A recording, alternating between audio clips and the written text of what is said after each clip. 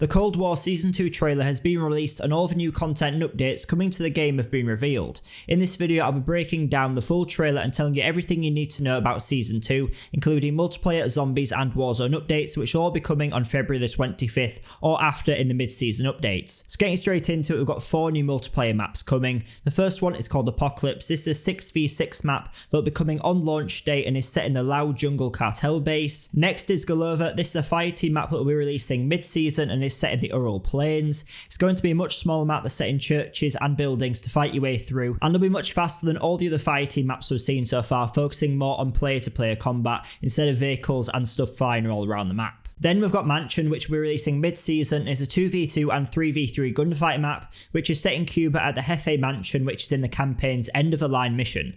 Finally, we've got Miami Day, which we're releasing also in mid-season. This will be exactly the same as a non-Miami map, except it'll be set during the day, which will really help with the visibility, because one of Miami's biggest issues is the visibility with it being at night time, so hopefully this will help to solve some of those problems, and it might become the new version of the map we'll play most often. Then we've got some new multiplayer modes coming in Season 2. First is Gun Game, which will be coming on launch week, and if you've never played it before, you have to race your way through 20 weapons of increasing difficulty before getting a kill with the final knife to win the game before anyone else does. Then we've got Stockpile, which is returning from Black Ops 4, where you collect tags like in Kill Confirmed, but you have to carry them back to your team's collection point for them to count towards the objective, and these can be stolen from enemies by killing them and taking them off them. Then finally, for our third mode coming in Season 2, we have a squad version of Hardpoint where 10 teams of 4 will fight over 500 seconds of time on the objectives as it moves around the map every 2 minutes. So this will basically just be an insane version of Hardpoint, because only 4 of you defending against 36 players on the map. I don't really know how it's going to play out. It sounds like it'll be a bit of a weird game mode to play, but really interesting to play and see if it does work out. But at the moment it sounds like it might be a really annoying one to play where you're constantly dying on the objective over and over again, but we'll have to see how it plays out when it does come out. Then we're moving on to new weapons which are coming out. I've actually got 6 new weapons coming this season, which is quite a lot. First, we've got the Ferrari 83 assault rifle. This is based off the Gulliver, which everyone's been seeing before in the rumours and teasers before it came out. This will also be coming on the launch week, like a lot of the other content that we've seen throughout the trailer.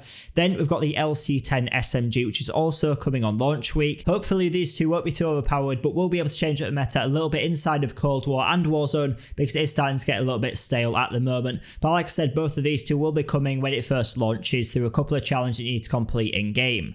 Then we've got the Machete, which we're releasing mid-season, obviously a melee weapon, and we've also got the E-Tool, which is a folding shovel melee weapon, which will also be releasing mid-season. I'm assuming the Machete will be available to everyone through a challenge, and the E-Tool will probably be one that you have to buy.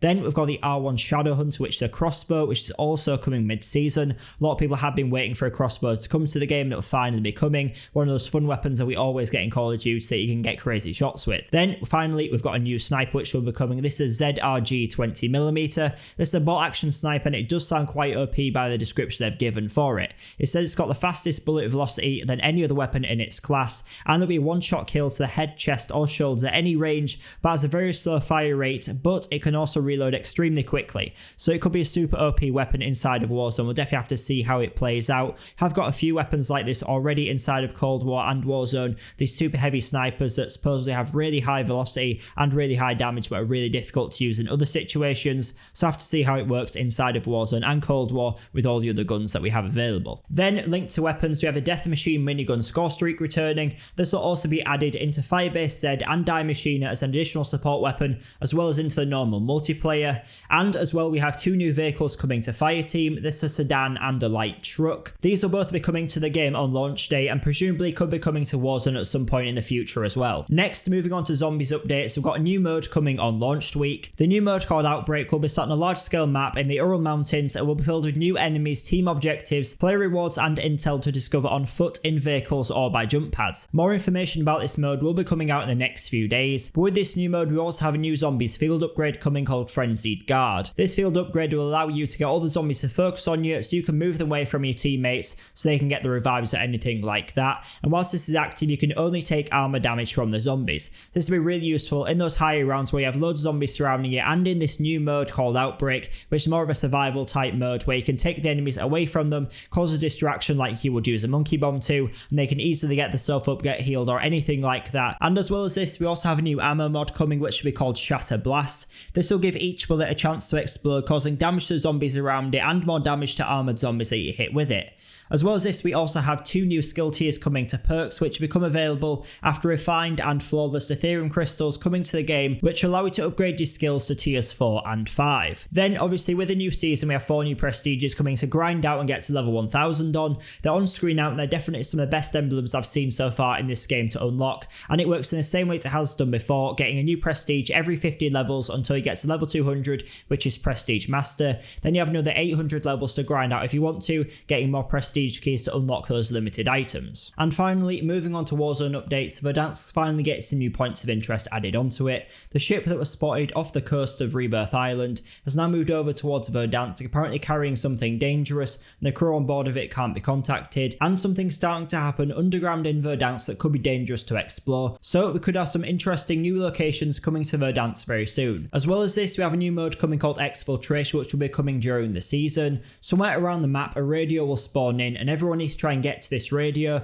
The team that picks it up, if they hold it for long enough, will be exfilled from the map by a chopper, and everyone can fight over this before the chopper does get there. So you either need to be the last team alive or hold the radio long enough to get exfilled by the end of the game to be the winners. And finally, we'll also have Rebirth Island Extreme coming to the game. This will increase the player count to 90, which will be completely insane. I have no idea how this is actually going to work in game, but if you play it well, you'll definitely be able to get some really high kill games with 90 players always respawning in squads of 4. It should be an insane game mode, which will probably be a lot of fun, but will also be really annoying to play as well. All these updates will be coming on February the 25th in the UK or late night on the 24th in America. So if this quick explanation of everything coming in Season 2 was useful, make sure you subscribe and like the video and share it with your friends if you think they might want to see it as well. But thanks for watching, and I'll see you in the next video.